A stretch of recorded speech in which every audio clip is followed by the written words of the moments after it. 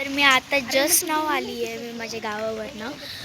तर खूप जोरात पाऊस पडला आहे. मी लिटरली फुल्ली भिजलेली आहे आणि the climate is very beautiful till नाव.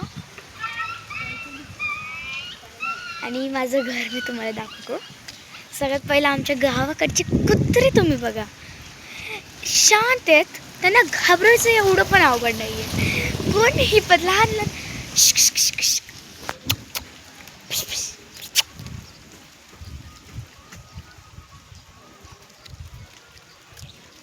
गाईस तुम्ही बघितलं, असे लगेच घाबरतात पण. आणि माझं रिअली घर आहे दिस वन. Weight a second. इथे आणि हे आमचं पेरूचं झाड आहे मोठं. इथे सीताफळचं झाड आहे आणि इथं नारळचं आहे. ठीक आहे. आणि कढीपत्ता बघा, कोणाकडे महाग झाले असेल तर आमच्याकडनं घेऊन जावा. इथं पण आहे आणि प्लस तिथं पण आहे कढीपत्ता. आणि आता मी तुम्हाला भाषेत नाही सांगू शकत. नुसतं अशी हिंडती आहे, पूर्ण गाव मी हिंडून आली आहे. मग केस पण फुल्ली भिजलेले आहेत आणि माझी घरची पण खूप ओरडत आहेत. तुम्ही हिला खोटं बोलती हिच्यावर विश्वास नका ठेवू. खोटं बोलती, खोटरडीच आली. म्हणजे मी पूर्ण म्हणजे मार नाही खाल्ला, म्हणजे ओरडा खाल्लाय. ओढा खाल्ला, ओढा. हां, तर ही पण माझ्यासोबतच होती. पण हिने पण ब्लॉग काढते.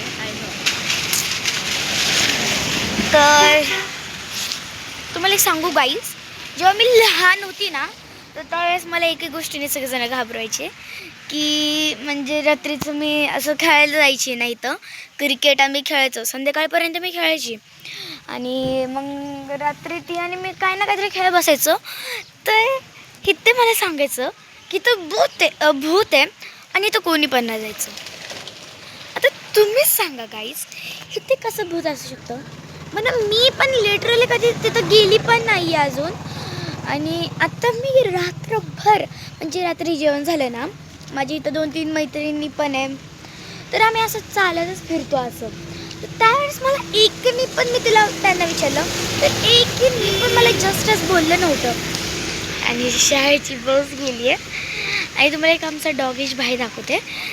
ते मी तुम्हाला नेक्स्ट ब्लॉग पार्ट 2मध्ये दाखवेल. छोटंसंच आहे आणि सारखं माझ्या महागच लागलेलं असतं. स्टार्टिंगला मला भीती वाटली. बघा गाईज किती सारे धावा सुटली. ती पण बघा कशी कशी ब्लॉग काढते गाईज, ती बघा एकदा.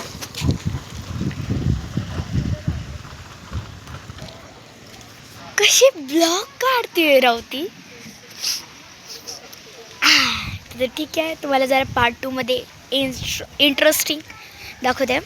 आज के लिए बाय बाय.